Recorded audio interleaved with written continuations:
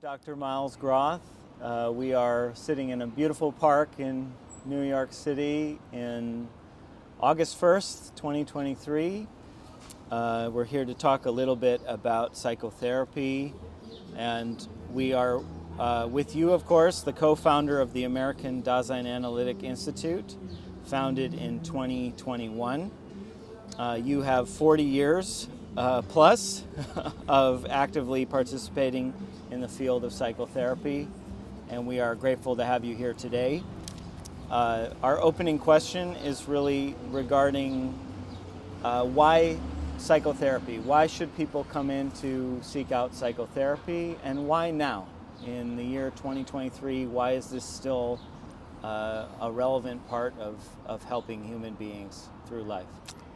Well, I guess we first have to say what psychotherapy is in order to decide whether it's something that people should be interested in, drawn to, participate in some fashion.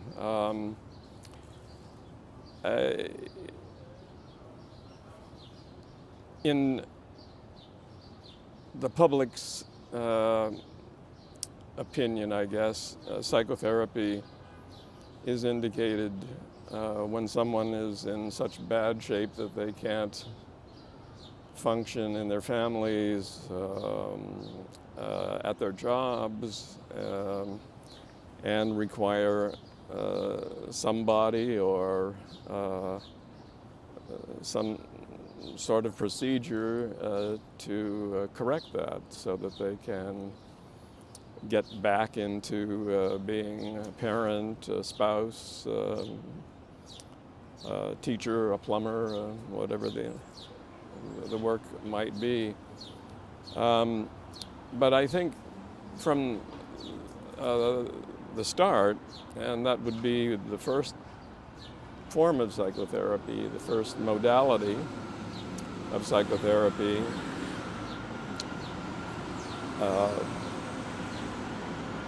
namely psychoanalysis.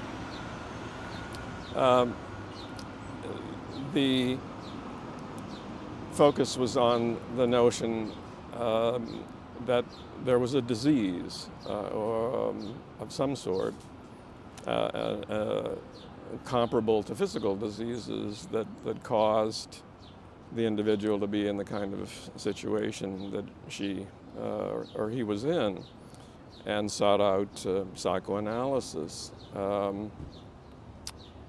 That has changed, and so the notion of what psychotherapy is has changed, particularly since the 1960s. People have divided somewhat. Some retain this disease model, and others, particularly those influenced by existential psychology, have realized that the problem might not be so much a disease in the individual who presents for psychotherapy, but rather a problem in society, or a set of problems in society, in the family, in the workplace, in school.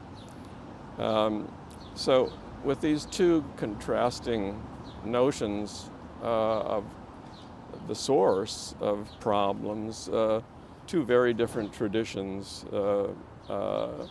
diverged. One that's pretty popular still is the first one, the disease model, we'll call it. And the other one substitutes notions such as neurosis or psychosis with something like sociosis. That is a problem in the way of life that we live, particularly in Europe and in the United States, where psychotherapy has become most popular. And so the approach to dealing with someone who feels out of sorts or unable to participate in everyday life as the person once did has changed pretty significantly. Those who are in the disease model are mostly treated with medications, and those that are in the existential model, at least as far as I would say I represent it, is to look at the person not as an organism or as a solo entity that needs some kind of intervention, but as part of the world. Daseinsanalysis came from that second area of focus and interest. And it was discovered that it was far better to try to begin with a notion of the individual as existing, as having a life in a world, rather than as somebody who was alone and suffering in isolation, as if anyone could ever be in isolation.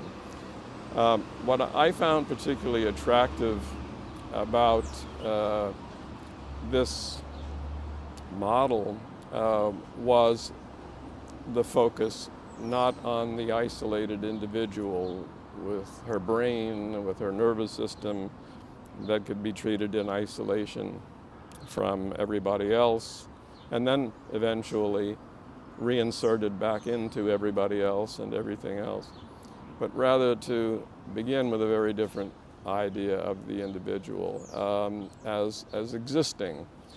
This is, by the way, where this word Dasein comes from. It simply means existence. Now it's got a technical background which we can talk about at another time, but the important point is that this notion of the human being as existing is quite different from this notion of the human being as an isolated entity. That we're all commingled, that we're all implicated in each other's lives is part of this background. That being with others is part of existing. And to this we could add another half dozen what Martin Heidegger called existentials that apply to the human being alone and not to any other kind of being. This kind of view of psychotherapy, I think, is, to return to the question, the one that we're hoping will take on greater interest as people become aware of the overall situation in which we find ourselves on a day-to-day basis, and not as an isolated patient, right? So for psychotherapy, as a starting point for this discussion, I think we want to look at it perhaps as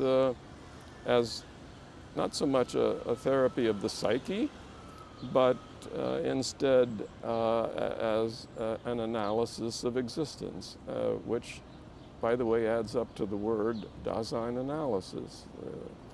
You put the two parts together, an analysis of Dasein. So for me, psychotherapy is analysis of existence. And the question as to why it might prove to be attractive to some people